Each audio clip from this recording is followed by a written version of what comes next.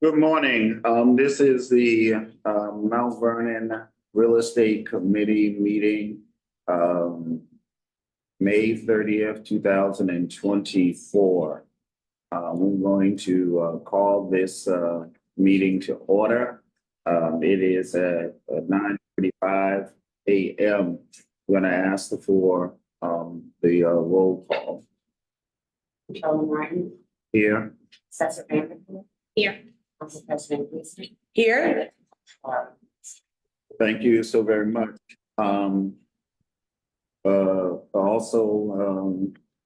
Let's now open up for, of course, public comment and start with those that are in the actual conference room. So let's proceed. Ms. Esther, you can proceed, introduce yourself and My then. name is Esther Seaman. I've been coming here now for the past 4 years. I'm interested in the property at the 331 South Second Avenue. I have submitted my offer. Just wish that you guys take into consideration to offer me this property that I want to live in. I need to live there because where I am is a 3-story building. I can't be climbing every day. It's for personal use. That's what I'm interested in. I hope you consider me.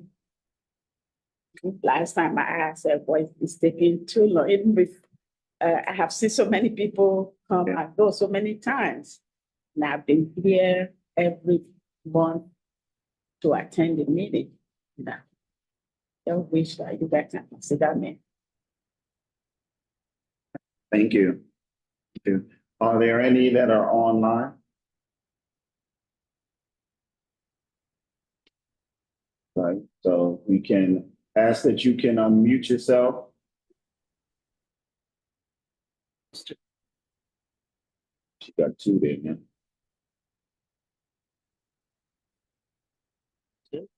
Is it Mr. Carney? Is that it? If you wish to speak, you can unmute yourself. Yes. Yes, I have got some questions.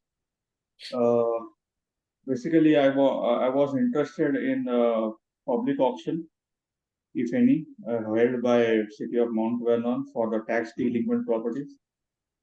So I'm sorry, you're sounding a little muffled. Can you just, I'm sorry, say it again. Yes, I'm interested in public auction of tax delinquent properties held by City of Mount Vernon. I'm interested in if to know more about it. If the city is holding any public auction and when will it be? And if my email is put on some notification list, and I'll keep on monitoring the website given by one of the members. Yeah. But I have some questions regarding if I get some more details or any idea regarding when the auction will be held.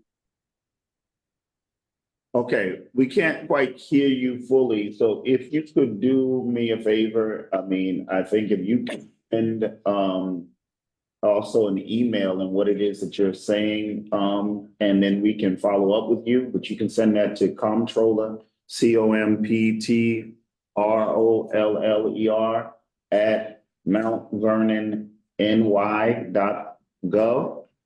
Okay. Sure, I'll do that. Can you, is it possible to put it in the chat message? I will do that. In the comments, yeah, we'll put it in the comments for you, the email address. Yeah, sorry for the. All right, and then that way you can send it to us and tell us what it is that you're saying, because we can faintly hear you. Okay. Sure. I'll do that. Thank you. Okay. Is there another person? Let's see, can you type it in there? Yeah. Oh, you gotta admit, yeah.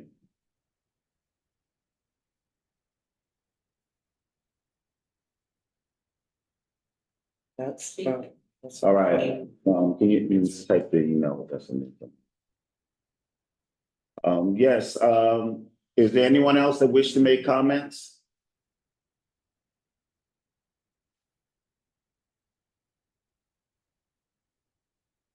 One more time, anyone else online that wish to make comments? If so, unmute yourself. All right, thank you. Okay, so we'll now respond if anybody, anyone on the board have anything for Miss Esther response. And we know, I'll say, we know that you've been here for quite some time, and as you know, we've been going through kind of this process since at least I've been a part of this committee. I think we're at the end of it because we actually did just last week, or actually earlier this week, get the final document for the playbook for putting assets to work.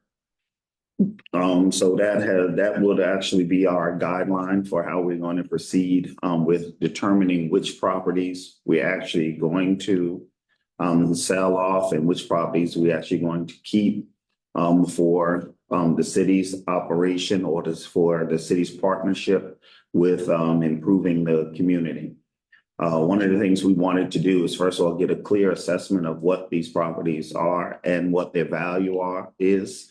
And then also, given the change in the law because of the Supreme Court ruling around what the city can and cannot do as it pertains to its revenue from these properties, we needed to really do an assessment to understand what that meant. For example, once we sell a property, what are the costs that actually can be included into that? Because one of my concerns was that I did not want the city to be on the hook for the cost of having to pay the taxes on that property for the time in which we have it in REM or, in foreclosure in our ownership, because then that meant that, of course, the taxpayers now have paid more. So I wanted to find out if we actually were able to recoup some of that cost as close as we possibly can. We know that never is going to be a dollar for dollar on this, and we're not in the business necessarily of making money, but I'm also not necessarily in the business of also losing money for the taxpayers on this, right? So it's a very kind of down balancing kind of act. There is one last piece in which I'm circling back with the law department on with this Tyler versus, I forget the last name, Henny, something like that case, to make sure that we can clearly understand it. But we have been moving, because what I've been doing is also putting together the information, the data around what has been our cost, so we can make sure that we understand it fully. And then on top of that is taking into consideration what is the condition of these properties, right? Because that also factors into what it is that we could potentially be asking for. So note that we have not taken any action on it with anybody else. So your offer is still with us, and we will circle back with you as soon as we possibly can. All right. I know that is the same thing you've been hearing, but we've been doing the best we can to try to get through it. Okay. All right. Anybody else? No, I'm good with it. All right. All right. So having said that, well, there's minutes to be approved. Oh, wait a minute, before the minutes to be approved for May 2nd's meeting. That was their motion. Done. Oh, I make a motion that we approve the minutes from May 2nd. I second. Roll call. Joe Martin, Aye. Cesar Vanderpool, Aye. Council President Gleason. Aye. All right. So now there's correspondence.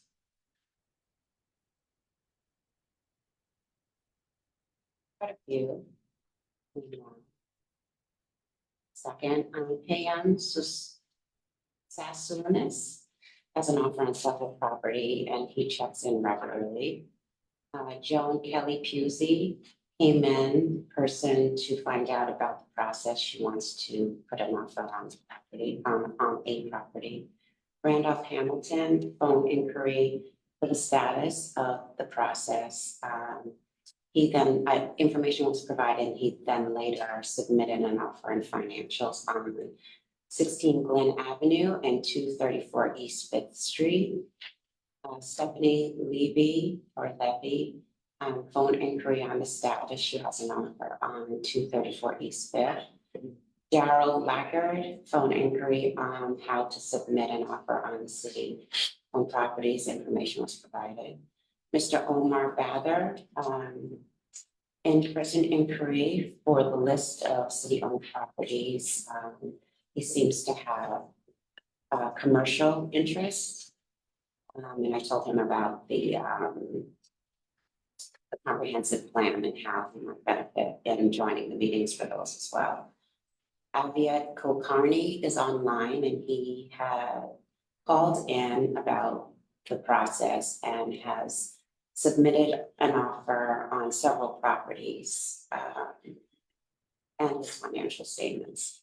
Lily Mazarek, inquiry on the status. She has offers on several properties as well. Javon Asquez, in person, dropped off an offer and financials for 146 South 13th Avenue. And he has previous offer on 328 South 1st Avenue. Guy Schmuel, on behalf of Belarus Consultant, submitted an offer on 119 South 4th. And just an email back to him asking for it to be certified, and he actually sent that in yesterday. Michael Gilbert of Gilco Realty LLC, email inquiry on the process, information was provided.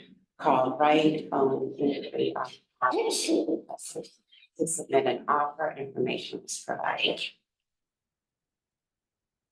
There was more correspondence. Yeah, and so there was an email that I forwarded the group on a $20,000 deposit that was made in 2018.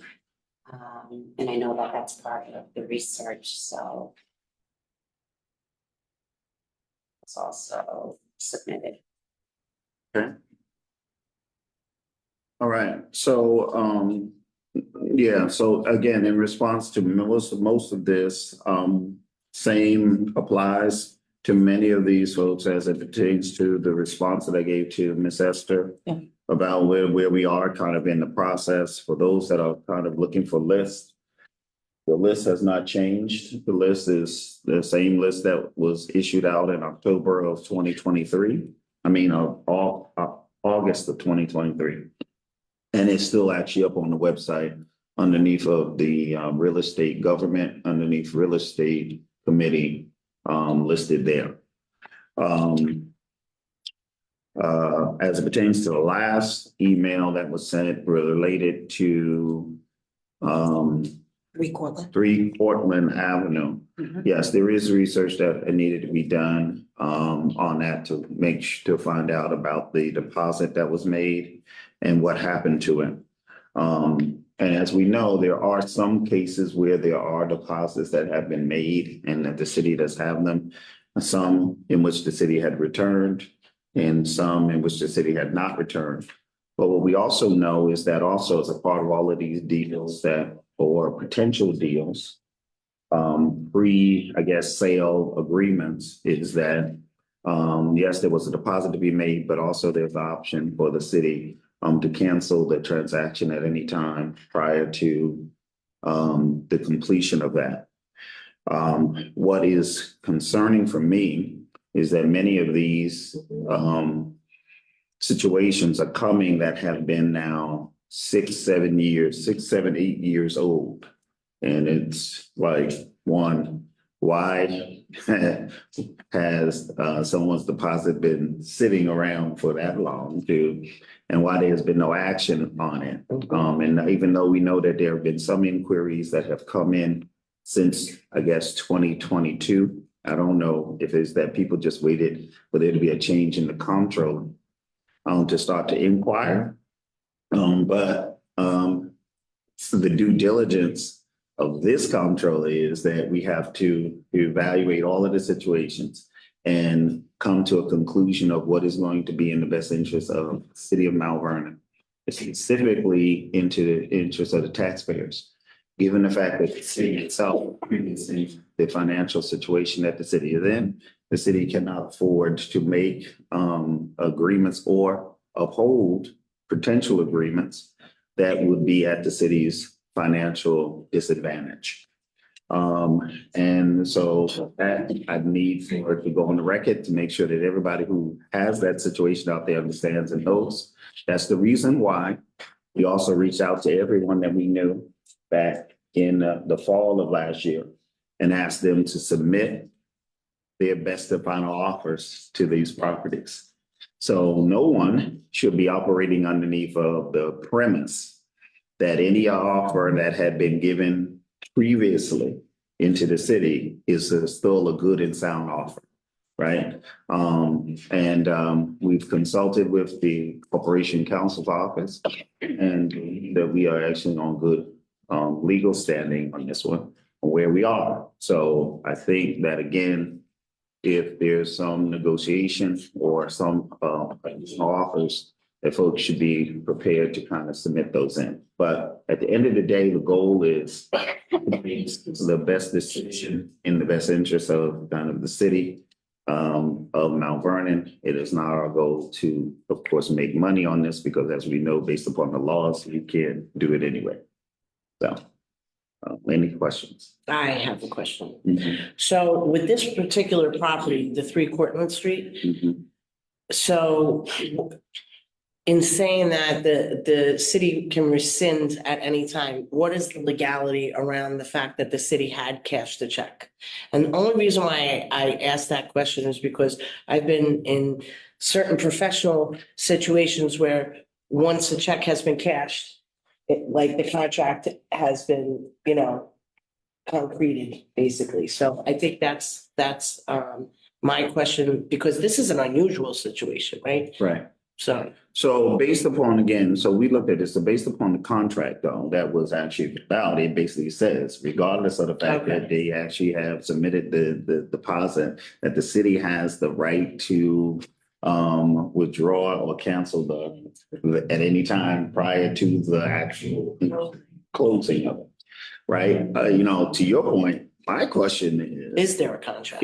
well, right, and then that's the other issue. So it looks like in many of these cases that there is a pre-auction kind of agreement Mhm. to this that says this is what the deposit is, but they never got to a contract Exactly, Gotcha. next step. next step. Right. Right?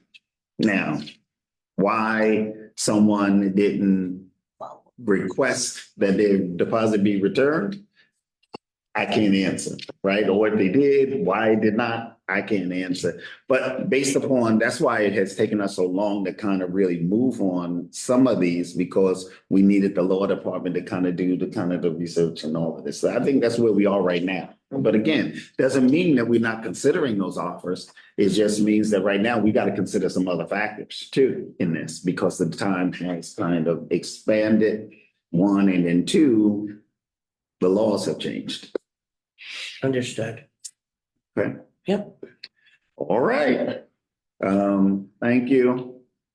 Just another note. I did speak to the person, just in full transparency, the person that had put that offer in, and encouraged them to come to this meeting to speak to the board, but they're not in attendance. And we will circle back and respond to that. I believe that the Corporation Counsel has actually been in communication With the with attorney. the Yes. attorney about this. And so we will continue to do so with this to try to get it, that we can resolve one way or the other. Okay. All right. So next on the agenda is, we already talked to the guests, so new and old business. All right. All right, so new business. So we have a situation that we have to act upon quickly, right? Which is not, of course, going to happen at this meeting because I don't have the information right before you. We've been working out some stuff. So there's been an offer. Well, first of all, let me tell you the situation. Situation is that we've got a 119 South 4th Avenue that is in the same situation that the Fulton Avenue, what was that? 145. 145 South Fulton Avenue. South Fulton Avenue was in. in that the condition of the actual structure isn't such that it really does need to be demolished. So my directive to the building department was to go out and to get some assessments on how much it would cost to demolish that property. So we, one, like we did before, have an understanding of what that cost could potentially be. And then two, that we then would make the determination on whether we're going to demolish it or we're going to make it a condition of sale to demolish that particular property. I'm waiting for them to complete the third assessment, but I've asked them to really look at it and make sure that we're talking apples and apples. I want to make sure that whatever the scope of work that they are putting in for the demolition for us is the same scope of work that is going to have to be done for whoever, if we should sell it, would have to follow. Right? And if not, if there's a difference in what we are obligated to do as opposed to a private entity having to do, then I want to be able to know what that difference is, because that's the amount that I need to be looking at, right? On it, because whatever the scope of work is that they give in the spec for demolition now is the same that I am going to ask that we require of the owner, because we want to safeguard around as well, right? And that will all factor into what is considered to be a reasonable offer for the property if we are requiring them to demolish it, right?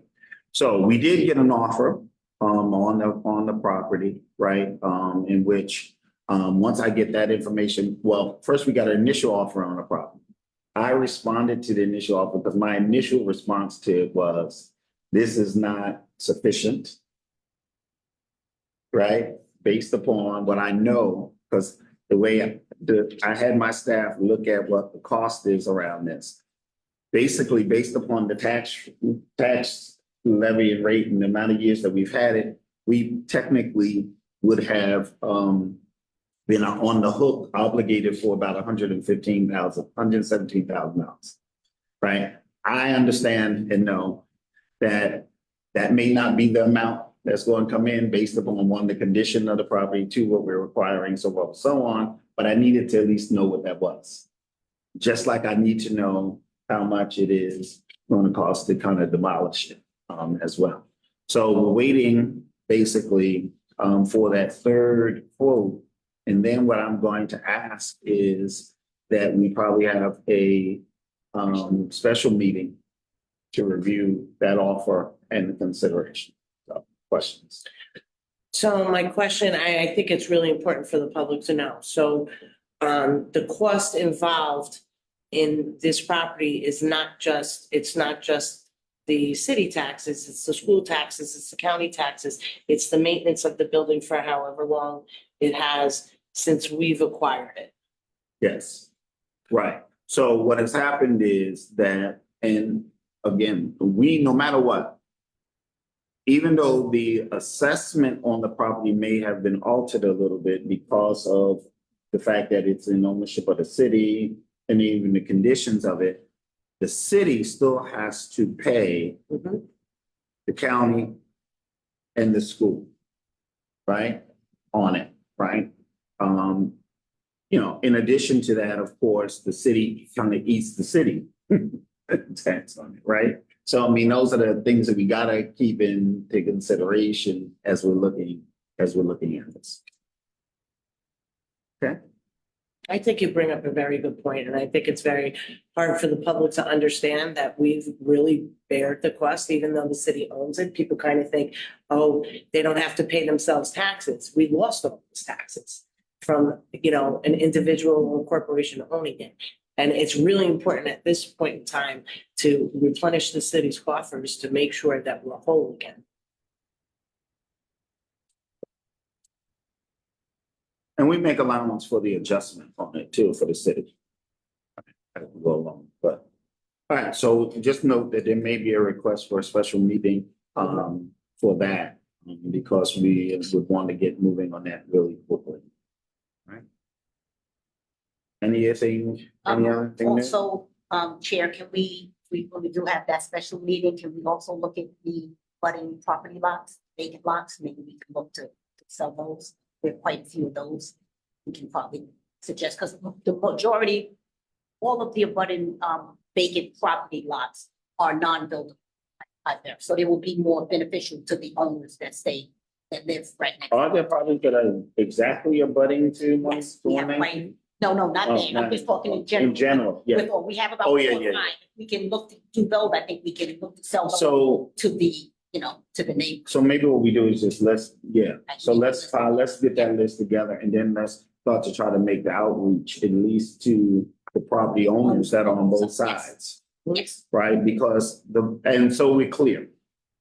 The properties we're talking about now are budding, meaning that they are right next to another property, yes, but there's nothing that anybody can do right. They're to not build on them. So the best that could be done is that the properties on either the right or the left could just extend their yard and maybe make that one lot, right? That's basically what we're talking about. So, because what you don't want is to sell it to somebody and have them now make that like a junkyard where they just start dumping the stuff on it. So the best thing to do is to try to offer it to the neighbor on the right or the left who would just want to extend their property line. Is there, how do you appraise that? And how As would you? as vacant land. Yeah, like, so Vacant. do we pay for the appraisal on that? Yes, We probably already have. Oh, we probably already have. Controller. Okay. Yeah, we probably already have. We have a few of those. I mean, I think there's one that's on 9th Avenue or 10th Avenue, 9th Avenue. That's like that. That's like an abutting. We have To it. about 4 or 5, but I'll get the list together. We also need to follow up, speaking of which, we also need to follow up on that property that is on, North, High. The one that we actually did the, retaining wall. Oh, That the yeah. truck company Yeah. just rode over and destroyed so that he could park his truck on it. It's still parking what? there. Yeah, when you go down. No, I Oak saw the Street, word. And you see, Yeah. but see the truck that's parked in there, but you'll see that the retaining wall on the High Street side now is destroyed. Because he wanted to get his truck in there. I think that's the house that's right next to it. So, yeah. Okay, so I have 2 questions. And I know the first one is a difficult question to answer, but is there a timeline on when the research on these properties that offers are on? Like, are we gonna prioritize the offer properties to sell those? And what timeline are we giving for that? And also, can you share the putting assets to work final report? I didn't see it in my email, so I don't know if that was sent off. I have the draft. From Brian. He just sent it on. Oh, it's from Brian? Tuesday. It's from, what's his name? Ben, and Ben. Yeah, we'll give that to you, but as for timeline, I can't necessarily give you timeline, but to answer your question, yes, we are prioritizing those. Because that makes sense. We need to prioritize those so we can determine what we are doing. And yeah, you're not on that. You're not on this email. Let me forward it. Yeah, please, thank you.